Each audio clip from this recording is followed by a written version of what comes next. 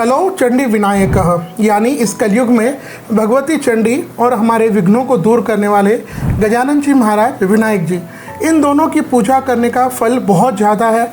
आप छोटी मोटी कुछ भी भक्ति से नॉर्मल पूजा भी करते हैं, कुछ भी अर्पण करते हैं, तो ये देवी और ये गजानन जी महाराज बहुत जल्दी प्रसन्न हो जाते हैं।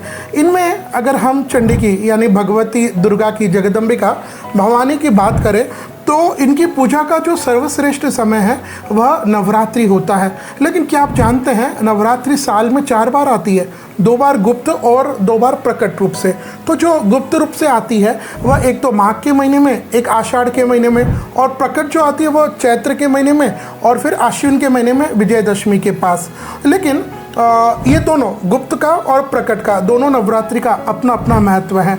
जहाँ मैंने देखा है लोग प्रकट नवरात्रि में व्रत रखते हैं, घट की स्थापना करते हैं, और जो दशहरा के आसपास जो अश्विन की नवरात्रि होती है वह तो लोग उत्साह से नृत्य करते हुए ये सब तरीके से मनाते हैं। तो वही है, अगर हम गुप्त नवरात्रि की बात करें तो गुप्त नवरात्रि में देवी की गुप्त कृपा, गुप्त शक्तियाँ प्राप्त करें ऐसा अवसर होता है। इन गुप्त नवरात्रि में एकम से लेकर के नवमी तक, प्रतिपदा से नवमी तक लोग देवी की जो 10 महाविद्या है उनकी पूजा करते हैं।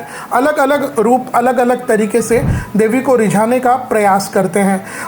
लेकिन क्या आप जानते हैं, इन गुप्त नवरात्रि में जब आप घट की स्थापना करते हैं वह बहुत अच्छी बात है। लेकिन अगर आप चाहते हैं कि देवी की विशेष कृपा आप पर हो, गुप्त शक्तियाँ, गुप्त कृपा आप पर हो, तो उसके लिए इस गुप्त नवरात्रि में आपको क्या करना है, यह आषाढ़ के महीने में जिस पर आज ये मुख्यतः वीडियो आधारित है, इस गुप्त नवरात्रि में आप किन्हीं योग्य ब्राह्मण पंडित जी को पूर्व में ही बात कर ले और वो एकम प्रतिपदा से लेकर के नवमी तक आपके घर में प्रतिदिन आए, नवान पारायण का पाठ करें या फिर दुर्गा सप्तशती का पाठ करें, नवमी को आप हवन कराएं, या फिर तीसरा उपाय आप देवी पुराण की कथा अपने घर में आयोजन करें। ये तीनों में से कोई एक तो आप अवश्य कीजिएगा।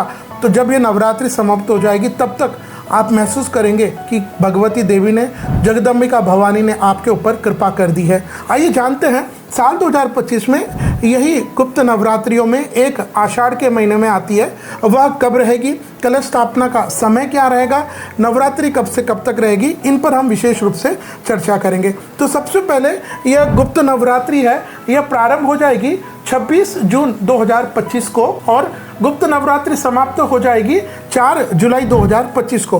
तो एकम से प्रतिपदा तक नवमी, 9 दिन। अब घट स्थापना, क्योंकि ऐसा नहीं है कि जो प्रकट है उसी में घट स्थापना होती है, नहीं, गुप्त नवरात्रि में भी लोग घट की स्थापना करते हैं। तो घट स्थापना के लिए हमारे शास्त्र कहते हैं प्रतिपदा को होनी चाहिए। तो प्रतिपदा तिथि प्रारंभ हो जाएगी 25 जून 2025 को शाम के 4 बजे और प्रतिपदा तिथि समाप्त हो जाएगी 26 जून 2025 को दोपहर के 1:24। लेकिन शास्त्र आदेश करते हैं घट स्थापना द्विस्वभाव लग्न में हो तो ज़्यादा अच्छा है। मीन लगन है, मिथुन लगन है, तो इस दिन सुबह में कौन सा लग्न पड़ेगा उस पर हम चर्चा करते हैं। तो इस दिन सुबह घट स्थापना वाले दिन मिथुन लग्न पड़ेगा। तो यह मिथुन लग्न प्रारंभ हो जाएगा 26 जून 2025 को सुबह के 5:44 से 7:14।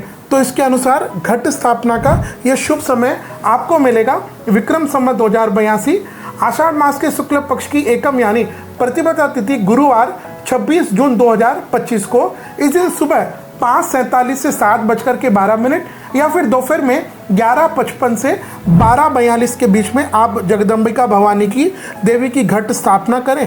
यहाँ से नवरात्रि तक आप देवी की 10 महाविद्या है उनकी पूजा कीजिएगा, या फिर देवी के जो 9 रूप है, शैलपुत्री से लेकर के चंद्रघंटा, इन सब अलग अलग देवी को आप भोग, वस्त्र अर्पण है, या इस तरीके से, या फिर अगर आप विद्या वेद के द्वारा देवी को प्रसन्न करना चाहते हैं तो देवी के जो स्तोत्र है उनका पाठ करें। तो इस तरह गुप्त नवरात्रि में आपके द्वारा घट स्थापना इस तरह देवी को रिझाने से, मनाने से देवी भगवती की विशेष कृपा आप पर और आपके परिवार पर अवश्य रहेगी।